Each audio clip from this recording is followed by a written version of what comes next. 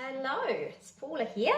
We're going to now look at this lovely Furry Merry Christmas stamp set a second time and create a fun spinner card.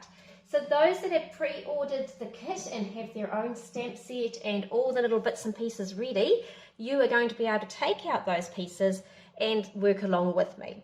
But just to begin with, the spinner cards are a lot of fun and they are something that creates the card to be a little bit more interactive. So you have a few different elements to put together to make this effect work.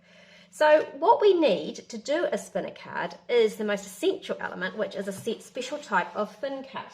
Now this thin cut can be found in our annual catalogue and it is on page 60 and it is called the card front spinner.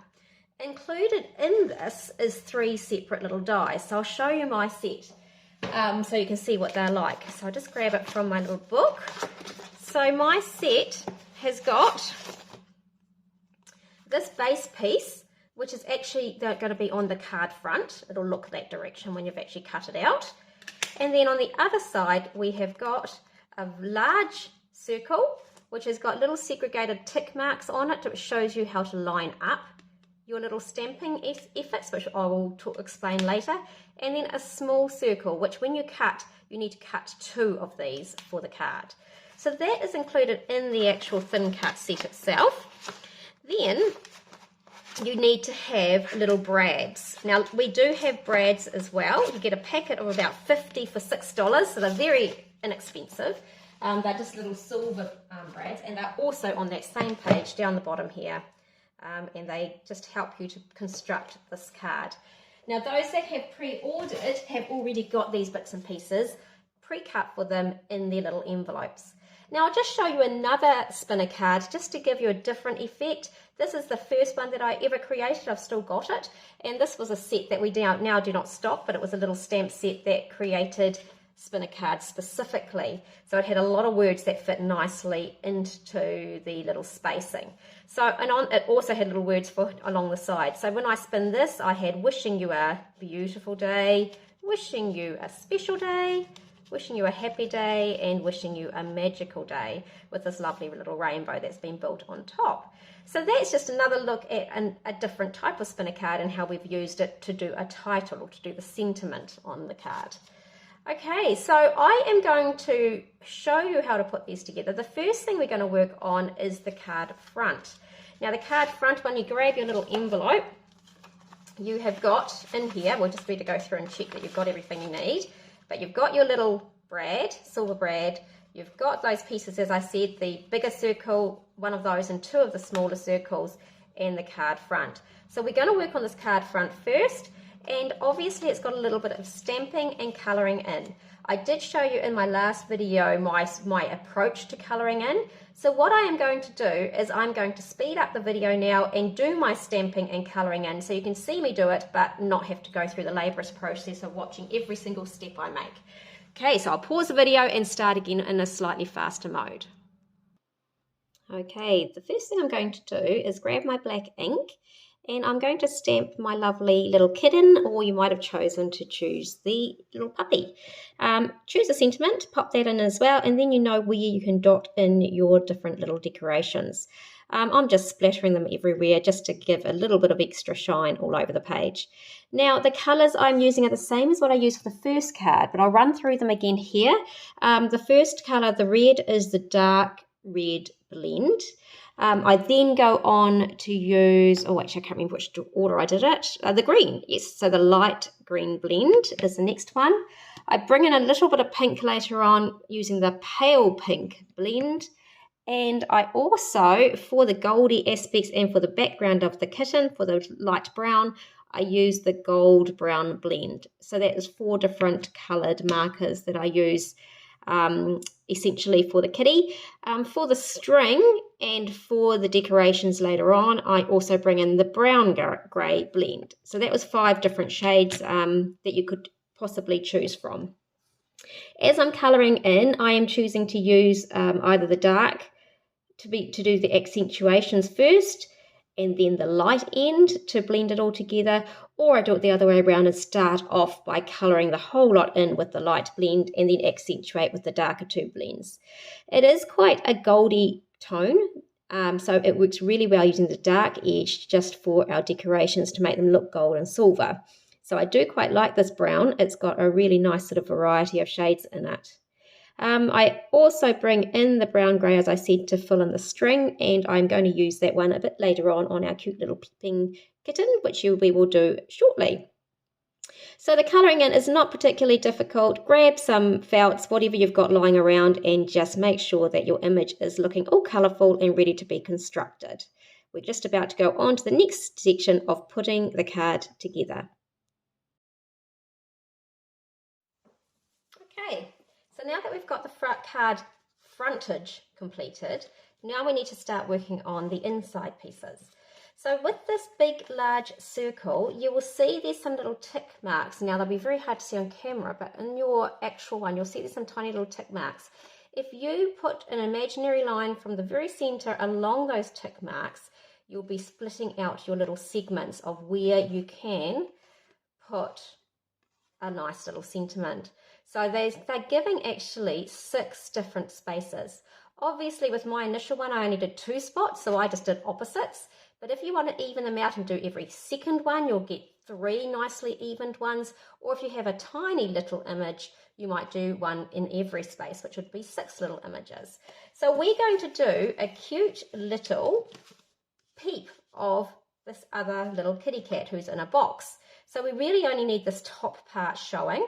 And I'm going to be, by looking at my tick marks, I know I'm going to go roughly in this section right here.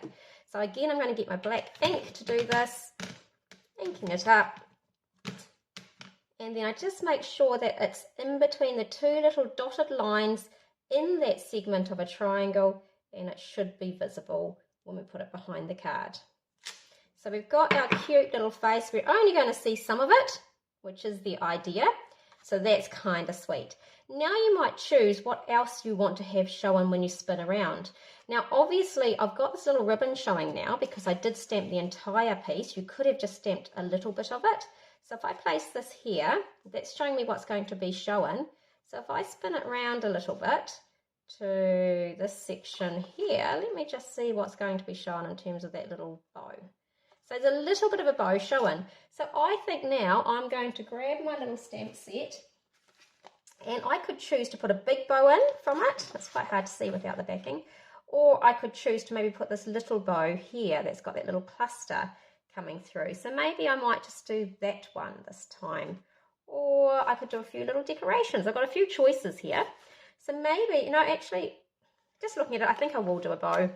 Just because it does go in fitting with the cute style that we've got going. So I'm just going to grab another block, pop my bow on, and I could, if I wish to, with it lined up here, stamp in here. However, I do know roughly where it needs to go, so I don't need to keep that one on top. It's going to go in that segment that's shown here, and I'm just going to place it roughly there. Okay, so that little segment is sorted. Now I've got a third segment over here. Now on my card, I did a cute little walking. Let me just, paw prints walking. So let's just find it. There we go, we've got our little paw prints walking. So I might just do that option one more time. So I'll do one in the center, then one on either side. Here we go, a little bit of higgledy-piggledy. So again, we need to colour this in. So obviously, as I've mentioned before, if you're using the inky markers, you would possibly like to have a bit of rest time before you colour it in. Because I coloured this first one in, there was a little bit of splodging going on, a little bit of blurring because the lines hadn't quite set in time, and that may occur again here. But that's okay. So I'm going to use the brown-grey blend, and I'm going to start off with the darker end this time and just do a few little accents with the darker end. And then I'm going to come back in with the lightest end, colour in our cute little kitty. I'm not quite sure if these paws will show, but I'll just colour them in case. Go around, blend over those darker lines that we had taken. Now, if you don't have these beautiful markers, do not despair. I am sure if you've got children or grandchildren or nieces or nephews, you will have some form of colouring in option at home. Some colouring in pencils, you might have some watercolour paints, who knows, you might even have some ordinary felt tip markers. You can use those. This is a card. It is not something that is going to be ruined by using less than perfect mediums to do the colouring in. What is quite cool about these, obviously, though, is that you can do that fun blending. In fact, I will just go in with my medium one now and just go over some of those spaces just to make it look a little bit more blended. Bring in a little bit of fun shadows and accentuate a few bits and pieces. Now I'm just going to bring back that pale pink blend and just bring in a little bit of pink into the ears over the top of the grey.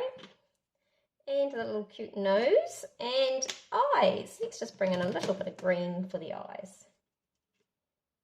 Just to finish off our kitty. Now our bow could be a nice green bow. How about that? We haven't had much green on this, so let's just go for the bow. And I'm going to start this time with the lighter side and do the entire lot. So as you'll see, generally with the lighter shades you go over everything. And with the darker shades you use to accentuate pieces. Now this is my green that's almost on its last leg, so I do need to consider ordering myself a new one. I have used this green. It's called the light green blend, and it's a very good shade for so many instances. Foliage, green foliage, that kind of thing, it's obviously extremely good for. But it's also just a good shade for lots of different accents, like this bow. So I'm just doing a few little marks there, and I'm just going to bring in a bit more shadowing with the medium one.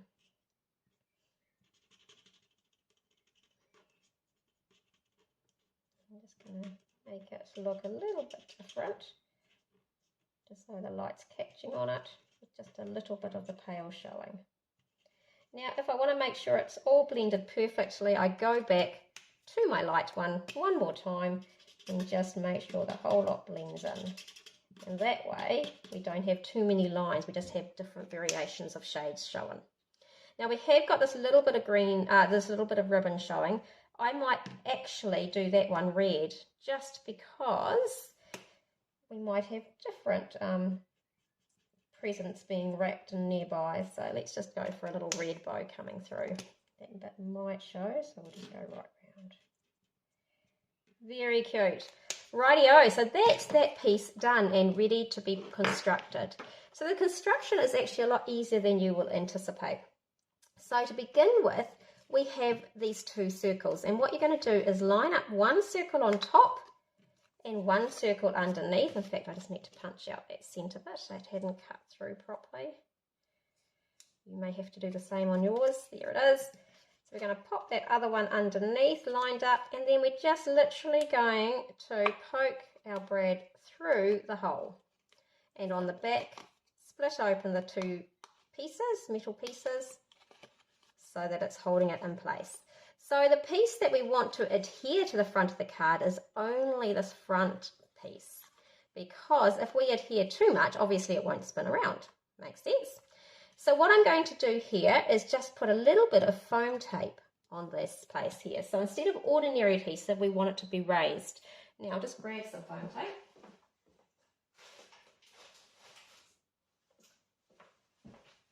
And I'm using up some pieces from a shaker card, but we do sell it in reels.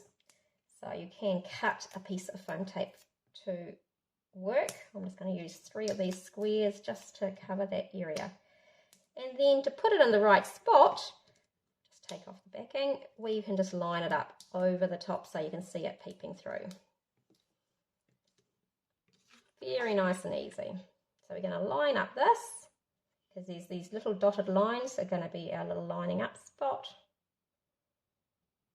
That looks rather sweet. So when I turn this around, we're going to see some of these other things we've stamped. Cute little bows coming through, and we've got our little kitten again. Right, so that's quite fun, but to make it flat or looking even on our finished product, so we get our base of our card, we'll spin this over again, and we're just going to put a bit of adhesive on these 4 corners. And we're going to do the same thickness as what we had going with the front little piece, just so that it all stands up nice and even.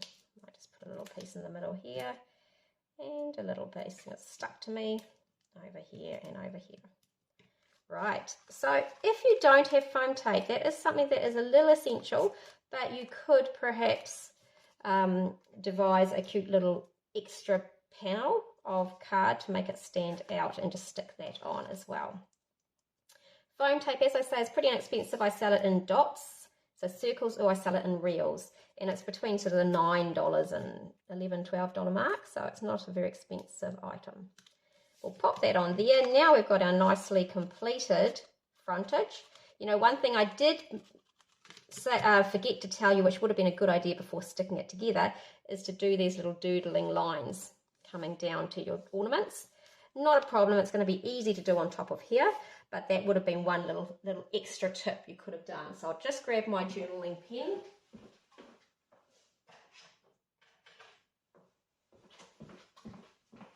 Check I've got the one that works the best. That one's working fine. And I'm just going to go from my hook straight up to the top. And I just do this freehand. I'm quite happy for it to be a little bit wriggly, because obviously a string hanging down is never perfectly straight, so that's absolutely fine for me. That's not a problem on top of the foam tape if you had already adhered it. Not too hard at all. So that's that little one, and you can also do a cute little arrow to tell people you want them to spin the card, and you can do that after at each image. So we'll get the next little image up, and I'll put my little arrow in, and we'll get the next little image up, which is rather sweet. I like my little kitties, and we'll put our little arrow in. So the last thing to finish this off, if you'd like to, is to add a little bit of sparkle and shine. So to do this, I have used what our little product called Stickles.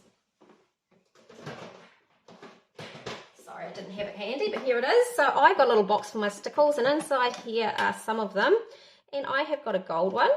There's the Stickles Golden Rod, and I've also got this one, which is platinum, which would work absolutely fine. And my silver is lurking around somewhere. I've also got my lovely liquid white pearls, which I used for the white on the Santa hat in the last card, which I'll probably use on this card as well. You don't need to do this. This is just that little extra to add a bit of bling. So for that, you would just literally grab your Stickles, do a little squeeze across, use the nozzle to flatten it out, and it's just added that little bit of a sparkle. I'll just put a bit of gold on these. I could put a silver one on to some of them too. This one is just going to give us a little bit of a bling. You do this at the last stage of the card because it needs to set and it takes a little time to dry. And maybe we need a little bit on all of these. So I'll just do a little bit in this lower one here. And which one's missing one? Way up here. You don't need to do it on every bit. Just add a little bit of bling. And as I said with the last one, the liquid pearls have that lovely smooth finish, and I think it just, oops, little spots there, that'll do. Gives a nice little shine, blings up the card a little bit, but absolutely not essential, just one of those little extras if you've got it in your crafting stash. It's a nice little extra to add in. So finish it off with a couple of gems and you are done. I'll just show you the inside of this card though, as I did decorate inside as well, bringing in that cute kitten in a box and using the other sentiment that includes here. If you are colouring with alcohol markers, because they are so strong and seep through, I've actually added in an extra little piece of white daisy cardstock inside. Otherwise you would have had a bit of a messy mark on the back from your colouring. So that's just a little tip. So hey, fabulous. I hope you enjoyed putting that card together. Spinner cards aren't difficult. They are a lot of fun. But you do require that die cut element and some of those little brads.